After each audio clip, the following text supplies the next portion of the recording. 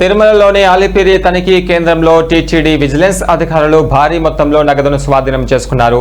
తిరుమలకు భారీ నగదుతో వెళ్తున్న ఓ వ్యక్తిని అనుమానాస్పదంగా గుర్తించిన అధికారులు అతన్ని ఆపి విచారణ చేపట్టారు. విచారణలో ఆ వ్యక్తి వద్ద సుమారు 65 లక్షల నగదు ఉన్నట్లుగా గుర్తించారు. ఈ నగదును తిరుమలలో కాయిన్స్ మార్పిడి కోసం తీసుకెళ్తున్నట్లుగా ప్రాథమికంగా వెల్లడైంది. అయితే భారీ మొత్తం కావడంతో టీటీడీ విజిలెన్స్ అధికారులు మరింతగా విచారణ చేపట్టారు. ఈ సందర్భంగా నగదు తెచ్చిన వ్యక్తిని స్వాధీనం చేసుకున్న నగదును అలిపిరి పోలీసులకు టీటీడీ విజిలెన్స్ అధికారులు అప్పగించారు. ప్రాథమిక సమాచారం ప్రకారం ఆ వ్యక్తి గతంలో కూడా తరచుగా 5 లక్షల నుంచి 10 లక్షల వరకు నగదుతో తిరుమలకు వచ్చి కాయిన్స్ మార్పిడి చేసుకుంటూ ఉండేవాడని అధికారులు గుర్తించినట్లుగా తెలుస్తుంది. ఈ ఘటనపైన పోలీసులు కేసు నమోదు చేసి పూర్తి స్థాయిలో దర్యాప్తు కొనసాగిస్తున్నారు.